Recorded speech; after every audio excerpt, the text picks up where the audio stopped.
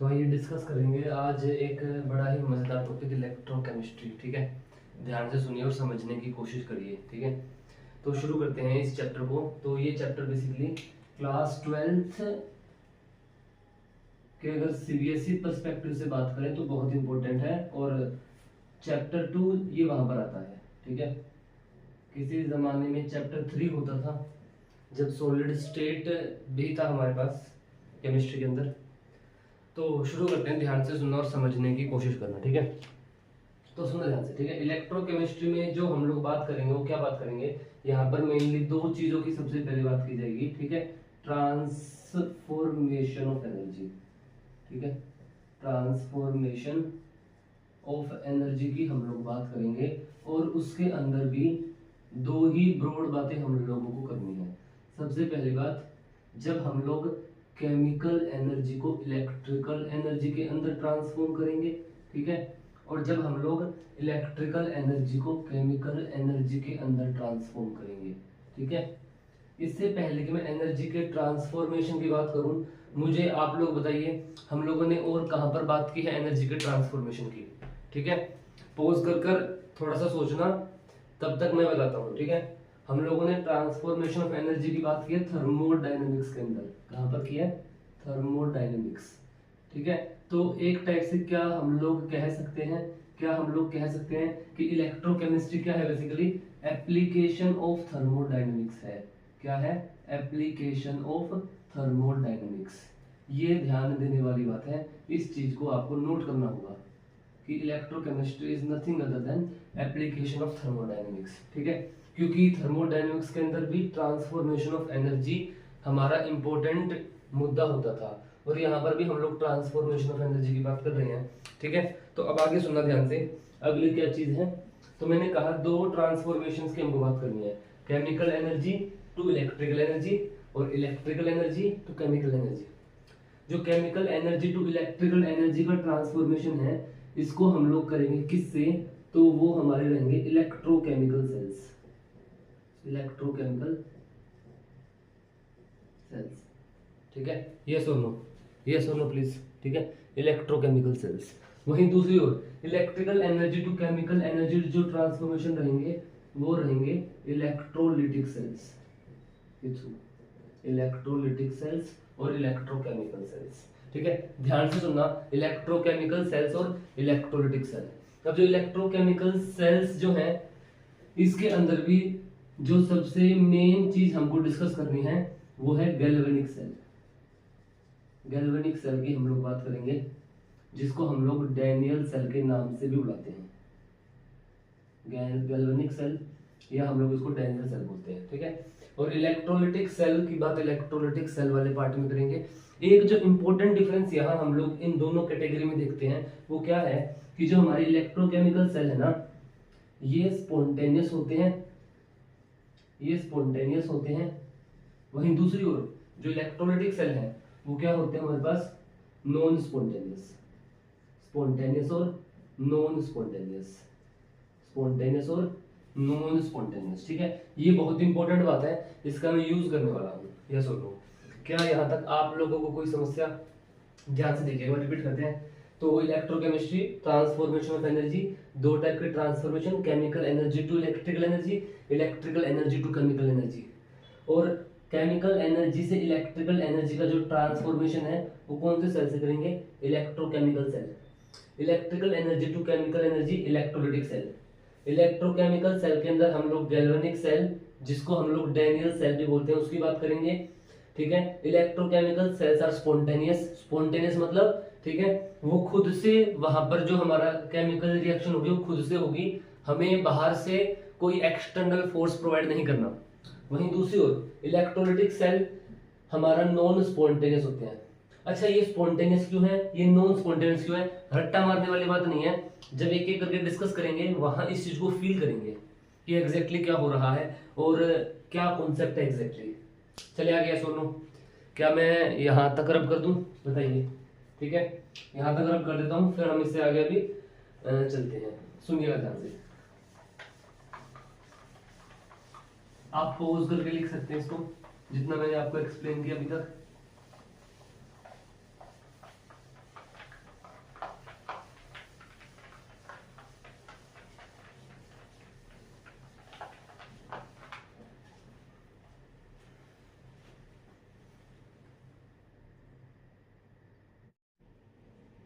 तो सुनना, अब आगे चलते हैं, ठीक है।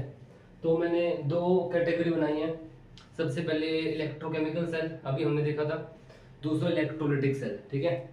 अब हम लोग शुरू करेंगे इलेक्ट्रोकेमिकल सेल। और इलेक्ट्रोकेमिकल सेल के अंदर भी क्या हेडिंग डाली थी हमने, गैल्वेनिक सेल।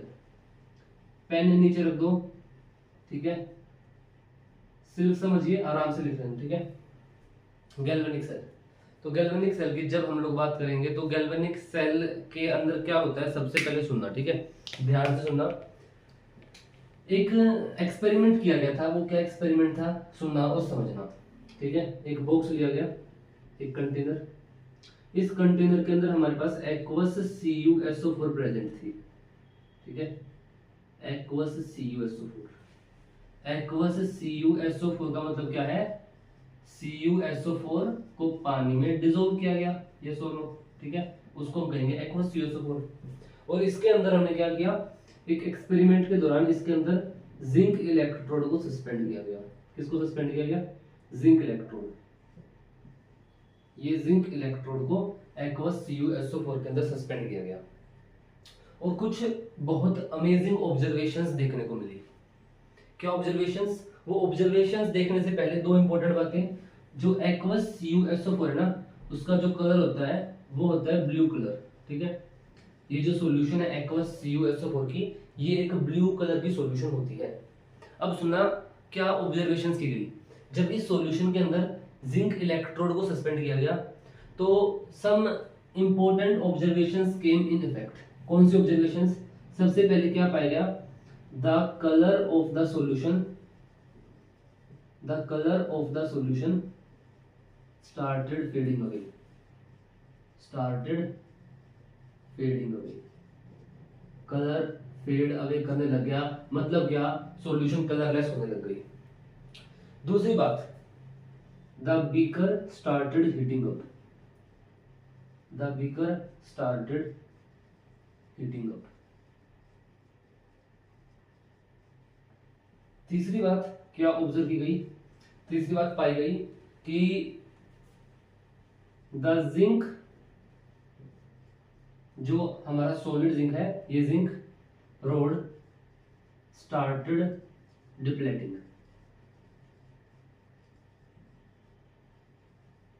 तो ये तीन ऑब्जर्वेशन यहां से की गई जब हम लोगों ने जिंक इलेक्ट्रोड को, या मैं कहूं जिंक रोड को, इलेक्ट्रोड वर्ड भी यूज नहीं करेंगे, जिंक रोड को एक्वस CuSO4 के अंदर सस्पेंड किया। ये तीन ऑब्जर्वेशन आई। ये तीन ऑब्जर्वेशंस आपसे कुछ कहना चाहती हैं, ध्यान से सुनना। क्या कहना चाहती हैं, सुनना एक बार, ठीक है। कहना ये चाहती है सबसे पहले कलर फेड अवे करने लगा और बीकर स्टार्टेड हीटिंग अप और जिंक रोड स्टार्टेड डिप्लेटिंग। इन तीनों बातों से एक कॉमन बात क्या निकल कर आती है, इन तीनों बातों से एक कॉमन बात ये निकल कर आती है कि कोई ना कोई chemical reaction has taken place, chemical reaction has taken place, कोई ना कोई केमिकल रिएक्शन हुई है, सबसे पहली बात। तभी तो हमारा बीकर गर्म होगा, जिंक जो है डिप्लेट कर गया, कलर बदल गया। तीनों ही बातें क्या संकेत कर रही हैं कि सबसे पहली बात कोई केमिकल रिएक्शन हुई है। तो जब ऑब्जर्व किया गया और फिगर आउट किया गया तो क्या पाया गया कि क्या रिएक्शन हमारे पास हो रही थी, Zn plus CuSO4 gave us ZnSO4 plus Cu। उम्मीद करता हूं ये विजिबल है, उम्मीद करता हूं ये विजिबल है, ठीक है। हो सकता है थोड़ा सा ट्यूब की यहाँ पर लाइट पड़ रही होगी, ठीक है। तो एक काम करता हूँ, इसको मैं नीचे ही लिख देता हूँ, ठीक है, इसको मैं नीचे ही लिख देता हूँ ताकि आप लोगों की कन्वीनियंस बनी रहे। सुनना, तो क्या रिएक्शन निकल कर रही है यहाँ से, यहाँ उम्मीद करता हूँ विजिबल है, Zn plus CuSO4 gave us ZnSO4 aqueous plus Cu। I hope अब ये विजिबल है, लेट मी चेक। हाँ अब ठीक है ना, यस और नो, ठीक है। तो इस रिएक्शन को पाया गया। अब ये रिएक्शन बहुत कुछ कह रही है, देखने वालों ने इस रिएक्शन के अंदर ना बहुत कुछ देखा, वो सारी चीजें मैं आपको दिखाने की कोशिश करूंगा। ठीक है, मैंने क्या देखा है नॉर्मली टीचर्स को बस बता दिया, फिर वो 2 डब्बे बना देंगे, ये एनोड ये कैथोड जोड़ दिया, दिखा दिया कि देखो जिंक से जिंक 2++2 इलेक्ट्रॉन, कॉपर 2++2 इलेक्ट्रॉन को ऊपर जोड़ दिया, सोल्डर बता दिया। तो वो सब ठीक है, उसमें दिक्कत कुछ नहीं है। लेकिन आप अगर साइंस को पढ़ रहे हो और साइंस आपको फील ना हो तो कोई मतलब नहीं है उसका। तो थोड़ा सा समझेंगे ये रिएक्शन हमसे क्या कहना चाहती है। ठीक है, तो मैं यहाँ तक रख कर देता हूँ, फिर उसके बाद आगे देखेंगे। ठीक है, आप पॉज करके लिख लीजिएगा।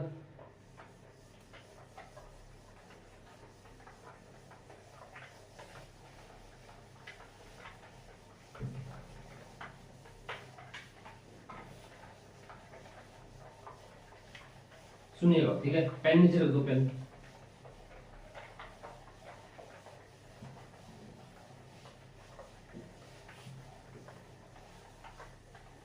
पेन नीचे रख दो।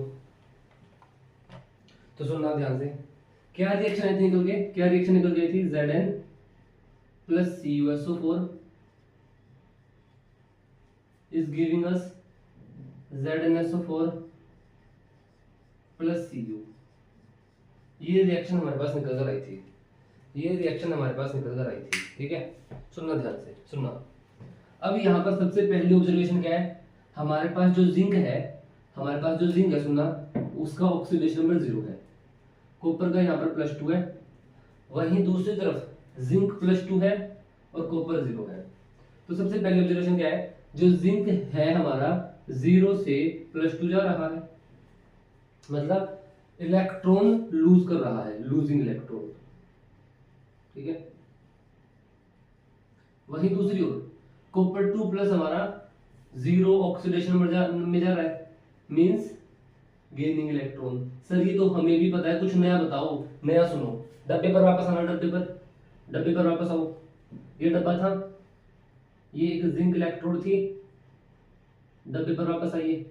Let's come back to the box. ठीक है, सुनिएगा। तो यहाँ पर ये मेरे पास जिंक सॉलिड था, ये सुनो, याद है ना, जिंक सॉलिड था, और ये क्या था मेरे पास, एक्वस CuSO4 था। सुनो, इस जिंक ने ना इस CuSO4 के साथ ये रिएक्शन की है, यहाँ तक तो कोई दिक्कत नहीं है। ठीक है, अच्छे से विजिबल उम्मीद करता हूँ। ठीक है, ये सोनो बहुत अच्छे, ठीक है, परफेक्ट। ठीक है, तो इस जिंक ने इस CuSO4 के साथ ये रिएक्शन की है। हाँ सर वो दिख रहा है, कुछ नया बताओ। देखो सुनो, हो क्या रहा है, इस जिंक ने इलेक्ट्रॉन लूज किए, इसका मतलब जिंक ने इलेक्ट्रॉन दिए हैं। तो ये जो जिंक है जब इलेक्ट्रॉन देगा, प्लीज ध्यान से देखना, इसके जस्ट बाहर कॉपर 2+ है, यस और नो। कॉपर 2+ वेट कर रहा है कि जिंक हमें इलेक्ट्रॉन दे। जैसे ही जिंक से इलेक्ट्रॉन निकलते हैं, जैसे ही जिंक से इलेक्ट्रॉन निकलते हैं, कॉपर 2+ बाहर से इलेक्ट्रॉन तुरंत कैच कर लेता है। ठीक है, जिंक से इलेक्ट्रॉन निकले, इलेक्ट्रॉन निकलते ही बाहर कौन है, कॉपर 2+ वेट कर रहे हैं और वो इलेक्ट्रॉन को तुरंत खा लेते हैं। कॉपर 2+ तुरंत इलेक्ट्रॉन को खाकर कॉपर बनाता है। अब इलेक्ट्रॉन क्या है हमें पता है, इलेक्ट्रॉन क्या है, चार्ज पार्टिकल। सुनना प्लीज, इलेक्ट्रॉन क्या है, चार्ज पार्टिकल। जिंक ने अपने अंदर से एक चार्ज पार्टिकल निकाला और कॉपर 2+ बाहर बैठा था और तुरंत उसने उस चार्ज पार्टिकल को कैच किया और खा लिया और कॉपर 2+ ने कॉपर बना लिया। ये बात किसी वैज्ञानिक ने बहुत सीरियस तरीके से देख ली और उसने सोचा कि इलेक्ट्रॉन तो है चार्ज पार्टिकल, और चार्ज पार्टिकल निकला, निकलते उसकी मंजिल आ गई। क्या मंजिल, कॉपर 2+ ने खा लिया इलेक्ट्रॉन को, कॉपर 2+ ने इलेक्ट्रॉन खाया, कॉपर बन गया। तो इलेक्ट्रॉन ने मतलब कोई डिस्टेंस ट्रेवल ही नहीं किया, इलेक्ट्रॉन निकला कॉपर जिंक से बाहर, बाहर तुरंत कॉपर 2+ बैठा है और बाहर तुरंत कॉपर 2+ बैठा है, तो तुरंत उसने कॉपर 2+ के अंदर जाकर कॉपर सॉलिड बना लिया। तो बात आई मन में किसी वैज्ञानिक के, क्यों ना कुछ ऐसा किया जाए कि ना कॉपर 2+ आयन को ना कहीं दूर रख दो और जो जिंक इलेक्ट्रॉन दे रहा ना, वो इलेक्ट्रॉन एक सिग्निफिकेंट डिस्टेंस ट्रेवल करके जाए। अब इलेक्ट्रॉन अगर कॉपर 2+ से दूर होगा तो इलेक्ट्रॉन नेगेटिव चार्ज है, कॉपर 2+ पॉजिटिव, इलेक्ट्रॉन कॉपर 2+ के पास जाएगा। अभी तो पास है तो जाना पड़ता नहीं, निकलते ही पहुंच गया। तो कुछ ऐसा सेटअप किया गया कि कॉपर 2+ दूर हो जाए, इलेक्ट्रॉन कॉपर 2+ के पास एक बड़ा डिस्टेंस ट्रेवल करके जाए, और जब बड़ा डिस्टेंस ट्रेवल करके जाएगा तो इलेक्ट्रॉन तो चार्ज पार्टिकल है और rate of flow of charge होगा, तो हमें क्या मिलेगी, इलेक्ट्रिसिटी मिलेगी। तो in order to produce electricity एक ऐसा सेटअप किया गया कि इलेक्ट्रॉन ट्रेवल करके जाए और हमें इलेक्ट्रिसिटी मिले, उस इलेक्ट्रिसिटी को हम यूज कर लेंगे, सेल के अंदर जो होगा वो फिर हो गई। ये थी मानसिकता। तो पहले ये डब्बा सीखना पड़ेगा, तब उस 2 डब्बों के केस पर हम लोग आएंगे, ये कहना चाह रहा हूं। अब वो जो एक माइंडसेट है कि इलेक्ट्रॉन निकला, कॉपर 2+ ने कैच किया, यहां पर तो तुरंत निकल गया, अब सर डिस्टेंस कैसे ट्रेवल कराएं। अब गैल्वेनिक सेल हमारा एग्जिस्टेंस में आता है, ये काम गैल्वेनिक सेल के अंदर होता है। कैसे होता है देखते हैं, इसको रब कर रहा हूं, उसके बाद देखते हैं।